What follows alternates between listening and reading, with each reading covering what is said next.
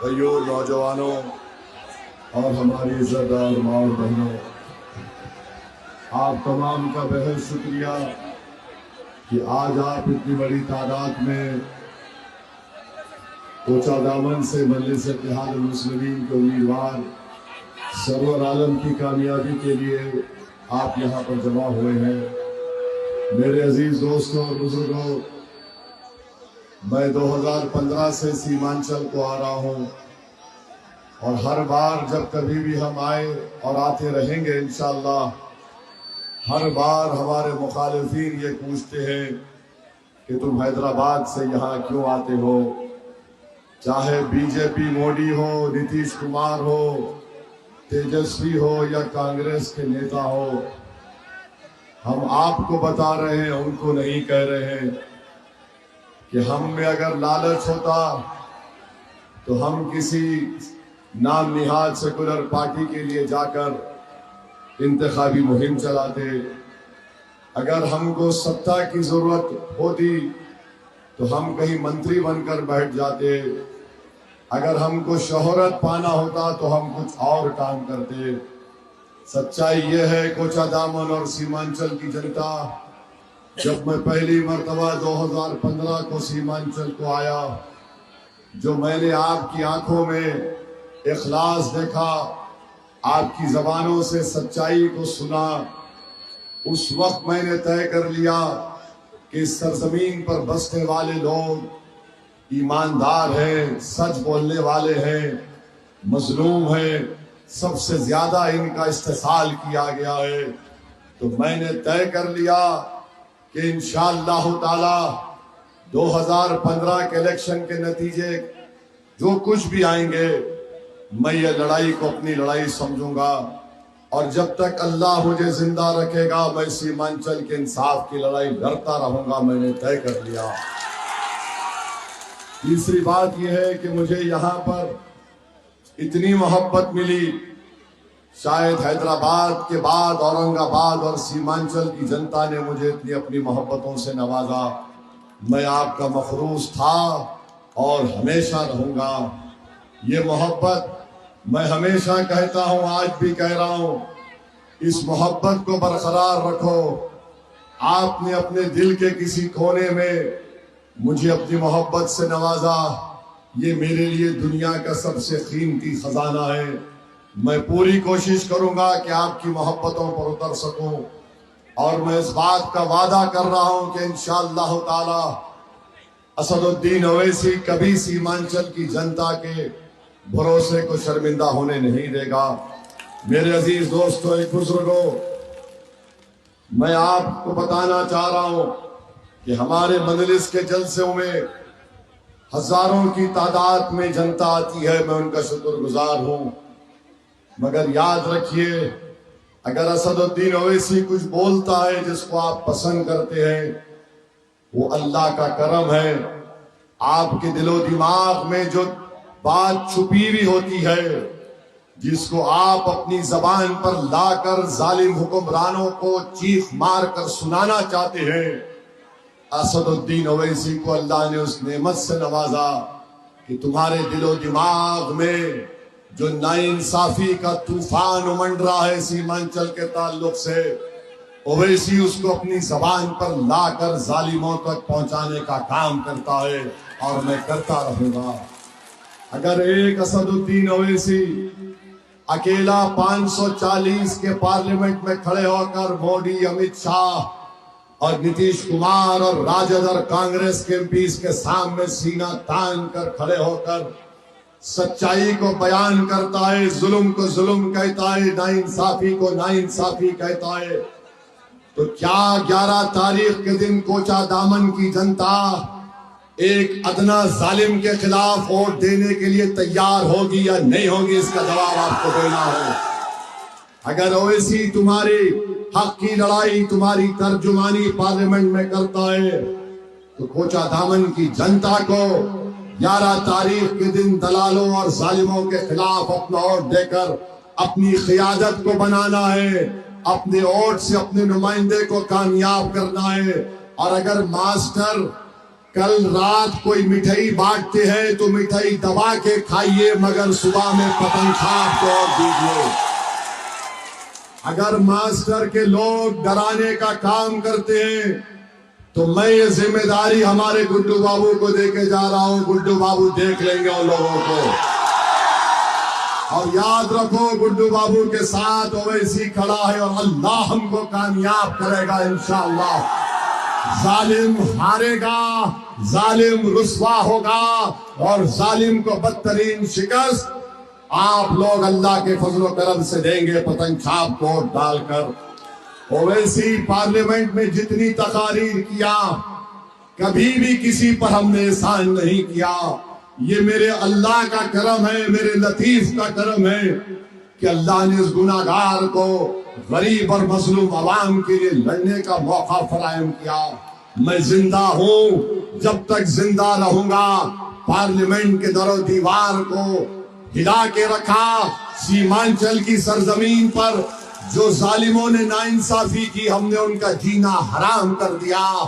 आज देखो कोचा दामन की जनता एक ओवैसी को रोकने के लिए दिल्ली से मोदी अमित शाह आ रहा है, कांग्रेस के बड़े बड़े नेता भाई बहन आ रहे हैं, उत्तर प्रदेश से अखिलेश आ रहा है, सब आ रहे हैं। अरे याद रखो, एक मर्द मुजाहिद का मुकाबला ये कमजोर लोग कभी नहीं किए, ना कभी करेंगे इंशाअल्लाह ताला।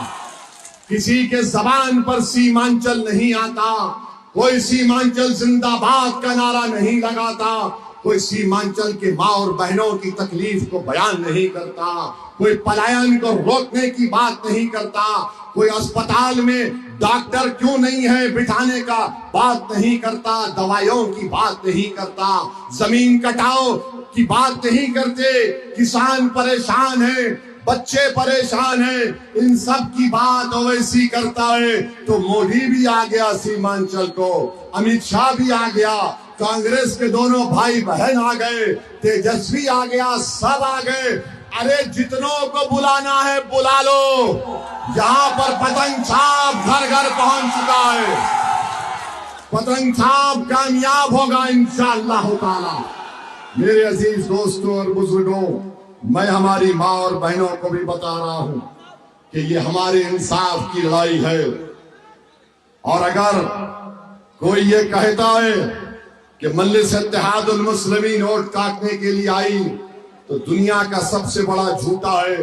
मैं बुजुर्गों से अपील कर रहा हूं कि आप नौजवानों की सरपरस्ती करिए। मैं अहले दिल से भीख मांग रहा हूं कि आप रात के अंधेरे में उठकर जो रब्बे करीम को राजी करने के लिए सर्वसजूद होकर उसकी मोहब्बत और खौफ में आंसू बहाते हैं, एक कतरा आंसू उस पार्टी के लिए आप बहा दो जो सीमांचल की जनता के इंसाफ के लिए पतंग छाप कर रहा है, ताकि यहां से हमको कामयाबी मिल सके। और मास्टर को कहना चाह रहा हूं, 14 साल से तुम मोदी और नीतीश कुमार के साथ उनके दामन में बैठे हो। तुम कोचा दामन में एक गवर्नमेंट का पीएचसी का अस्पताल में तुम एक डॉक्टर को दिन में 5 घंटे नहीं बिता सकते।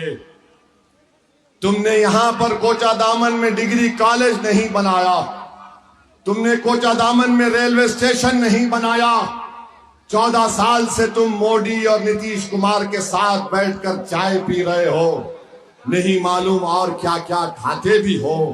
मगर हम तुमसे पूछ रहे हैं, सत्ता में तुम थे, मुख्यमंत्री तुम्हारा था, देश का प्रधानमंत्री तुमको इज्जत से पुकारता था, आओ मास्टर मेरे पहलू में बैठ, मैं तुझे चाय बनाकर पिलाता हूं। बताओ मास्टर, तुमने कोचा दामन के लिए क्या किया? आज तुम रोते हो, रो के बोलते मैंने खिदमत की। तुमने मोदी की खिदमत की, तुमने नीतीश कुमार की खिदमत की।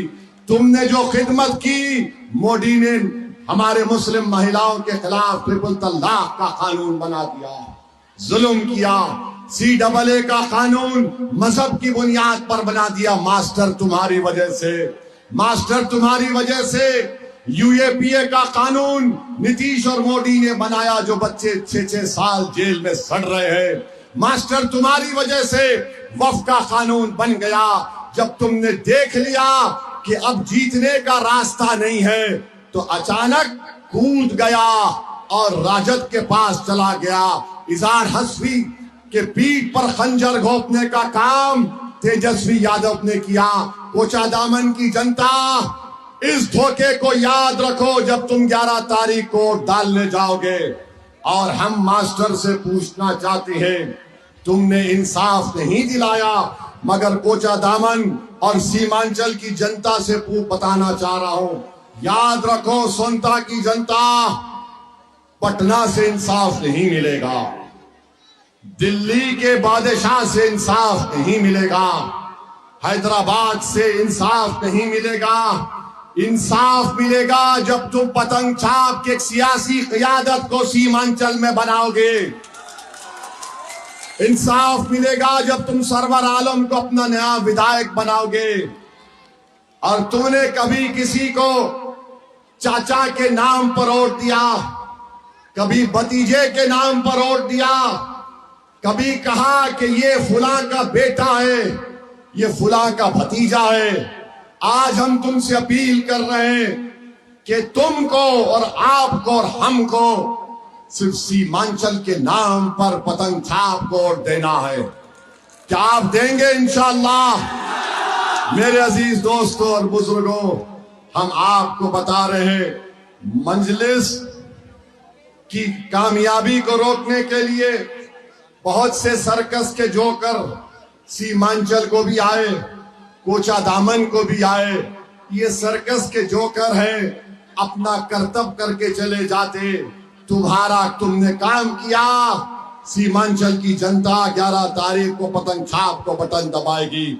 मेरे अजीज दोस्तों और बुजुर्गों, निफाक और इंतशार का शिकार मत होइए। याद रखिए, ये मास्टर इलेक्शन हारेगा इंशाअल्लाह ताला।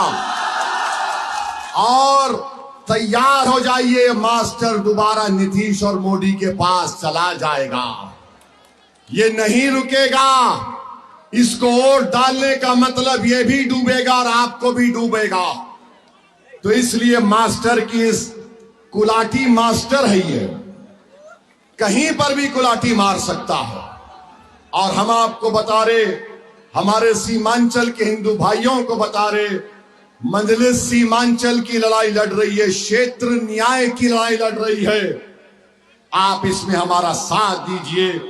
क्या भारत के संविधान में, नौजवानों तुम पढ़े लिखे हो, भारत के संविधान में दफा 38 उठाकर पढ़ो। दफा 38 कहती है कि लोगों में गुर्बत और नाइंसाफी को कम करना चाहिए, विकास होना चाहिए। ये भारत का संविधान की दफा 38 कहती है, 38(2). ये मजलिस काम कर रही है।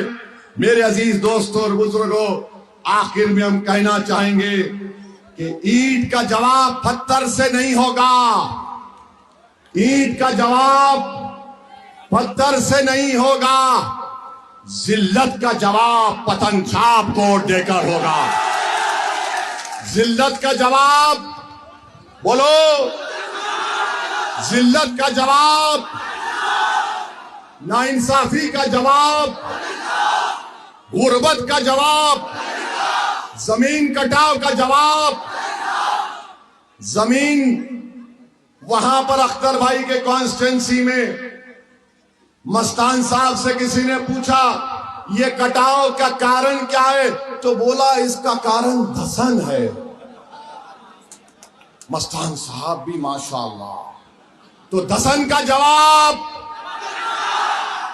टूटे पुल का जवाब, डॉक्टर को अस्पताल में लाने का जवाब, दवाइयों का जवाब, बच्चों के स्कूलों का जवाब, सीमांचल से नाइंसाफी का जवाब, जिसने घुसपैठिया बोला तुमको उसका जवाब, जिसने तुमको नमक हराम बोला उसका जवाब, एनआरसी का जवाब, बेरोजगारी का जवाब, पलायन का जवाब, डकैती का जवाब, वक्फ कानून के खिलाफ गद्दारों का जवाब, गद्दारों का जवाब।